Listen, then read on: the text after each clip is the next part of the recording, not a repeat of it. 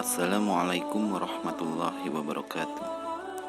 Pemirsa Jejak Ababil yang dimuliakan Allah Subhanahu wa Ta'ala.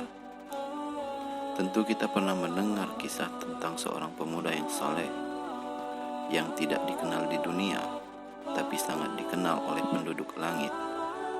Bahkan namanya disebut-sebut oleh Rasulullah SAW.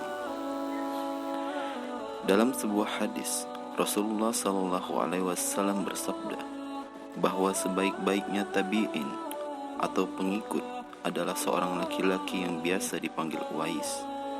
Nama lengkapnya Uwais Al-Qarni. Hadis riwayat Muslim. Bahkan Rasulullah sempat berpesan kepada sahabatnya, yakni Umar bin Khattab dan Ali bin Abi Thalib, untuk mencari Uwais. Carilah ia, Uwais Al-Qarni, dan mintalah kepadanya agar memohonkan ampun untuk kalian. Hadis riwayat Muslim.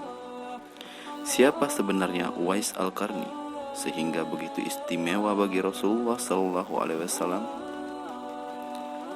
Uwais dan ibunya masuk Islam setelah mendengar seruan Nabi Muhammad SAW dari Mekah. Dia seorang yatim dan hanya tinggal bersama ibunya yang sudah tua dan lumpuh di kota Yaman. Uwais juga memiliki penyakit belang di tubuhnya. Uwais dan ibunya adalah keluarga yang fakir. Uwais adalah sosok pemuda yang saleh dan sangat memuliakan ibunya. Uwais senantiasa merawat dan memenuhi semua permintaan ibunya.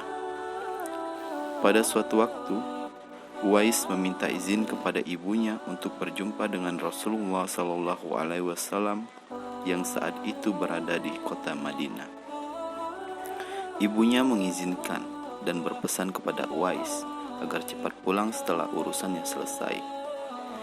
Sampai di Madinah, Uwais langsung menuju rumah Rasulullah SAW. Namun sayang, Uwais tidak bisa menemui Rasulullah sebab sedang di medan perang.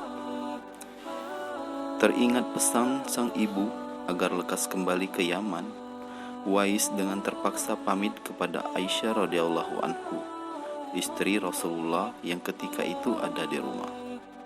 Tidak lupa dia menitipkan salam untuk Rasulullah SAW. Kisah lain dari Uwais Al-Qarni yakni ketaatan kepada ibunya. Ia senantiasa memenuhi keinginan ibunya. Suatu ketika sang ibu yang sudah tua sangat ingin sekali pergi haji. Saat itu dia tidak sedikit pun menolak permintaan ibunya. Namun ia juga tidak bisa menjawab kapan keinginan ibunya bisa ia laksanakan. Ia berpikir keras bagaimana caranya bisa membawa sang ibu ke Mekah untuk berhaji. Sedang kondisi kehidupan ia dan ibunya tidaklah berkecukupan. Sedangkan perjalanan dari kota Yaman ke Mekah sangatlah jauh, melewati padang tandus yang panas. Orang-orang yang pergi ke Mekah biasanya menggunakan unta untuk membawa banyak perbekalan. Uwais terus berpikir untuk mencari jalan keluar agar ibunya bisa berangkat ke tanah suci Mekah. Kemudian dibelilah seekor anak lembu dan Uwais membuat kandang di puncak bukit. Setiap pagi ia bolak-balik menggendong anak lembu itu naik turun bukit. Banyak orang yang menganggap Uwais sudah gila. Setelah 8 bulan, berat lembu Uwais telah mencapai 100 kg dan ia masih tetap menggendong lembu tersebut naik turun bukit.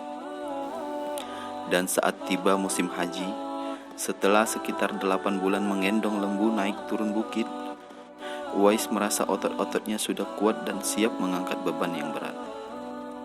Kemudian dia pun menggendong sang ibu dari kota Yaman ke kota Mekah untuk menunaikan ibadah haji.